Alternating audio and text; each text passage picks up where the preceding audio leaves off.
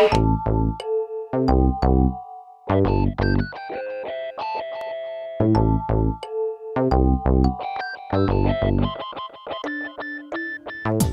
strategies show number 2. I did number 1 show a few years back. If you missed that one, you want to go see it, you can go to the YouTube page and look that up.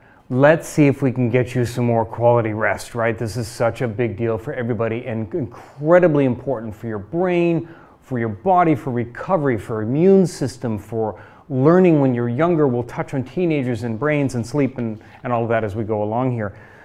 So I'm going to give you new stuff this time on this show. The first thing is an actual case in my office right now. And a 60-year-old woman has had trouble sleeping for decades. So she's been a patient of mine for a few years, and we're working back and forth and going over sleep strategies. So I asked her recently, I said, did you ever watch my water rules video? And she said no, and I knew she was a good water drinker. So she goes home, watches the video, she's like, oh my goodness, I need to make a change. She makes a change. And here's the deal. She was drinking water all the way through the day, right up until bedtime. And if she got up during the night to go to the bath, she would come back and drink more water, which would fill her bladder again, and so forth, right? So 4 days later, she comes in to see me again. She said, game changer. Here's what she did. After watching my video, she shut her water intake down at 6 p.m. Nothing until bedtime. And she used to get up 10 times a night. 10 times a night. Now she gets up twice. I just confirmed with her again yesterday. I'm still getting up twice, and it's been 3 or 4 weeks since she's made that change now. So here's our list of deals. These are new things now that you can do to help your sleep. Number 1 is no water after dinner. No water after dinner. Now, let's be realistic here. If you're going to take some supplements in the evening, or you're somebody who's taking medication and you need to take a little water with that, that's fine. That's fine. Go ahead and do that. Absolutely. But don't be drinking volumes of water after dinner. That's the idea. If you want more strategies on there, go back to my YouTube page, watch the water rules video, and very quickly, drink water immediately in the beginning of the day. So front load the day, get your water in the beginning of the day, and shut it down in the evening as best you can. That will help you a ton. And it's helped many of my patients with this issue. Once again, dealing with a woman in her late 70s just yesterday. I said, what do you do when you first get up? There's no water going in until like midday. I said, hey, start your day with a glass of water. She's like, oh, yeah, that's such a good idea. Instead of heading right to the coffee and then water later, right? Okay. So the next portions of our list here, we're going to extract some wonderful information from Dr. Andrew Huberman. And you can find him on hubermanlabs.com. He was on the podcast with Jocko Willink and Echo Charles, and it was show number 332. This is a 5-hour podcast, so maybe you listen to it. It's really good. They cover all kinds of physiology. But I extracted the sleep data out of that, and I'm just going to give you a few more things on his list. He is a neuroscientist out of Stanford, and his podcast is amazing. Go check out his website, and here's some of his gems. So number 2 on our list here, he suggests this, Dr. Huberman, is aim to get great sleep 80% of the time. Aim for 80% of the time. That makes sense. He says if you have a gathering, if you have a family commitment, if there's a child that's ill, whatever it might be, you're on vacation, you're traveling, you might not get that ideal sleep, but aim for 80%. That makes sense with these tactics that we have here. Number 3, and this is a big one, challenging for a lot of us, but let's see if we can get it better. Sunlight in your eyes within an hour after waking, even if there's cloud cover. Cloud cover, you get outside, that natural sunlight starts to change the chemistry of the brain and wakes you up. Now, of course, he helps you out with that. He has suggestions on here to open it up. I get up at 4 in the morning, and in the winter, the sun isn't up until 6:30 or something like that. He says, fine.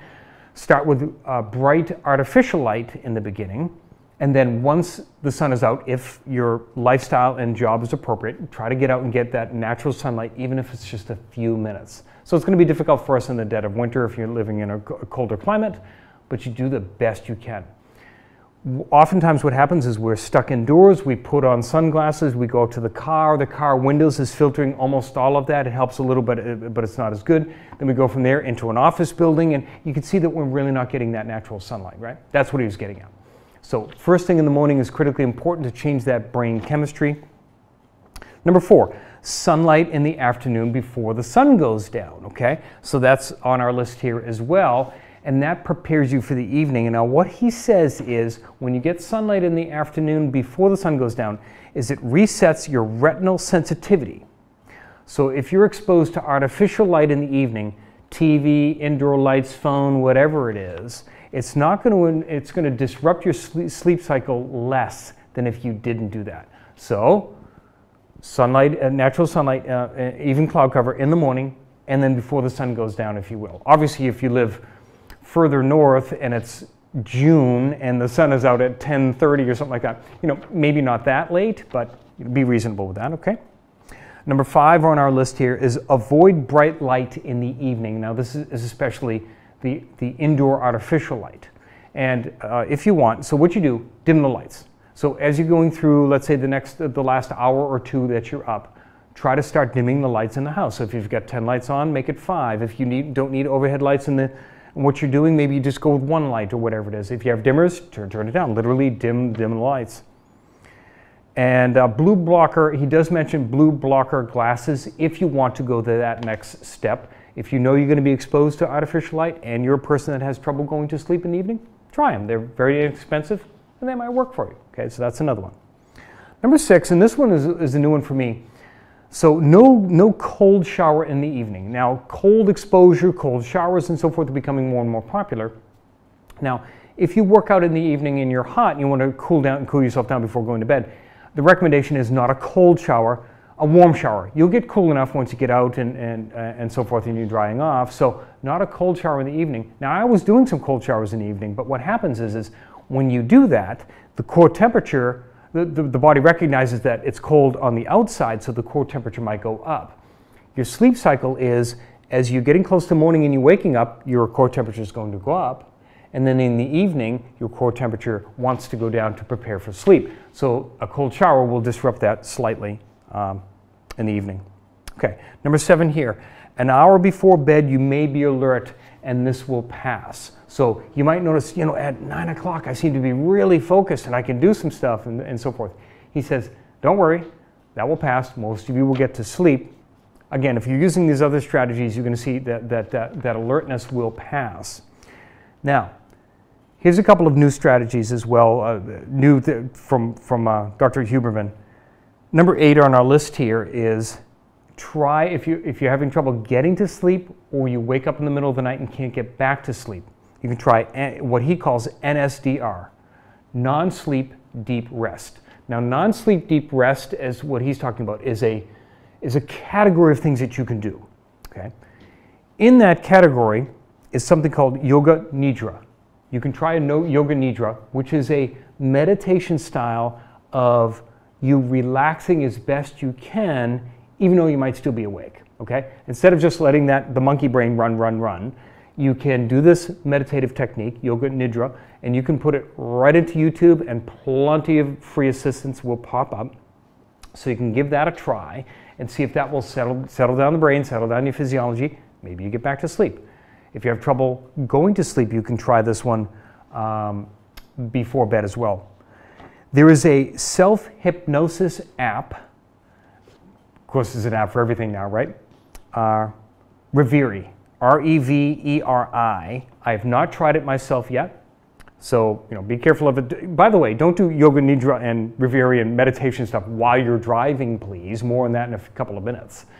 But you can do these things at home, and if you want to try that app, there you go. I guess there's some sort of a free trial if you want to give that a go. Okay, so those are some ways to get you to go to sleep and help you if you wake up in the middle of the night. And on our list here, number 9 is, if you have to go to the bathroom at night, try not to use super bright lights. So if you can make it in a way that's safe now, that's safe. If you're somebody who doesn't need a lot of light because some people have difficulty walking and they need the light, got that. But if you can be safe with a dimmer light or a night light, try that. Because if you expose yourself to bright lights, then that's going to start the brain on the wake-up cycle, okay? So several techniques, several tactics in there. Huberman has a lot more. I just wanted to touch on those points. Before we're done, I want to review some of the high points of the prior show that we did, because these have been so impactful for many of my patients, and a couple of these for myself as well. So I'm going to give you another list, and this is from the previous show. Number one, I'm going to tell you why this is an issue. No caffeine after breakfast. No caffeine after breakfast. Okay, if you have coffee in the morning, nothing for the rest of the day, okay?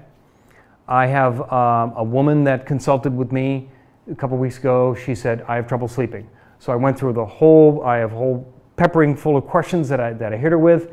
I found out she's drinking coffee all day right up until bed, okay? She has a hard labor job, and she said, I just do that just to kind of keep me going. I said, do you want to get sleep at night and rejuvenate and regenerate? She's like, yeah. I'm like, coffee in the morning and that's it. So I don't have a report back, but I think we're going to make a dent in her scenario for sure. Second, and this worked for a patient recently, is tea. A lot of tea is caffeinated. If you're having herbal tea, just make sure there's no caffeine in it, okay? So I had a woman who was having coffee, like a cup of coffee in the morning, and then she would drink tea for the rest of the day, but we found out it was caffeinated tea. We had to switch to herbal tea, made a difference. She started sleeping better and staying to sleep and being more restful in her sleep, getting to REM sleep and so forth. Okay, this also means, so no coffee, no tea, no soda, no diet soda, and no energy drinks. A lot of energy drinks have caffeine. So again, if you're serious about your sleep, number one on there, avoid any of these drinks after breakfast that have caffeine. So that's been a huge improvement for a lot of people. Lastly, if people are having 2 or 3 cups of coffee in the morning, I try to ask them to consider nudging it down to 1 cup, and that can go a long way for a lot of people. Okay. Number 2, this is a misnomer. A lot of people think alcohol helps them sleep. No. The research is very clear. Alcohol is not going to help you get to the deep sleep that you're really looking for, deep REM sleep.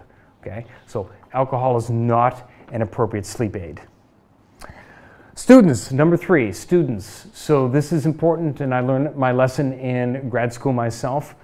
If you're studying for exams and tests and so forth and putting the hours in, it is very, very clear that it would be better if you're cramming for an exam tomorrow to not pull an all-nighter. Don't pull an all-nighter. It's best for you to review your material and get at least some sleep. You will perform better on the test, even if you don't think you're prepared. If you're doing an all-nighter, you're not prepared anyway.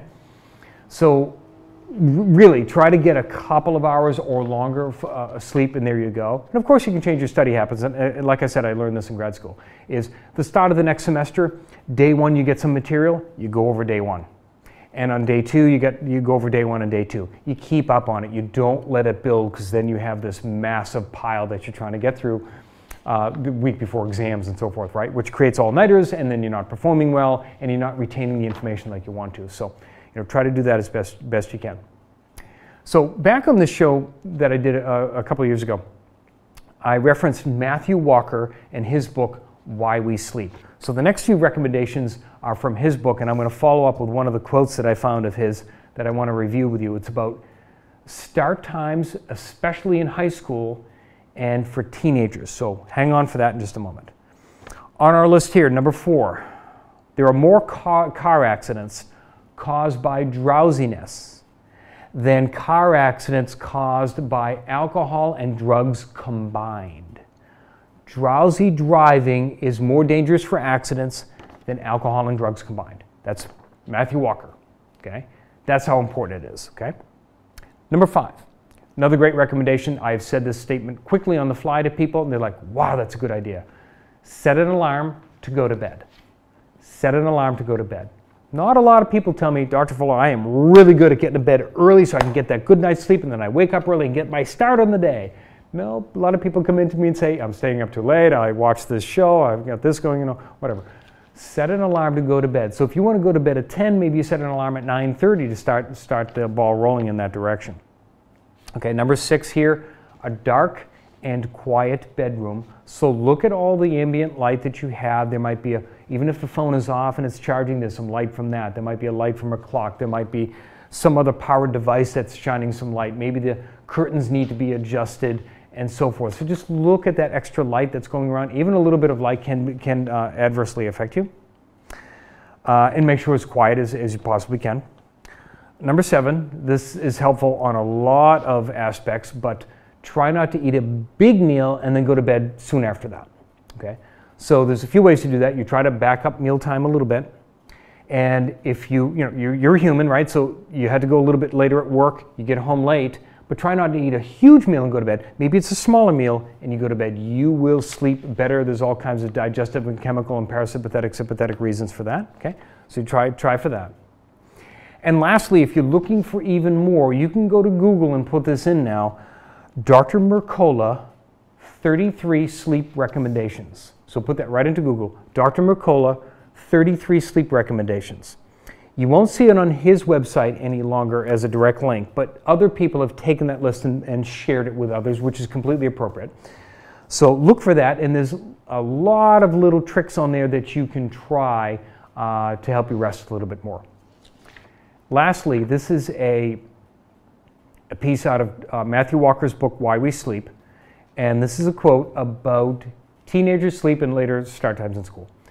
When the Matomedi School District of Minnesota pushed their school start time from 7:30 a.m. to 8 a.m., just a half hour, there was a 60% reduction in traffic accidents and drivers 16 to 18 years old.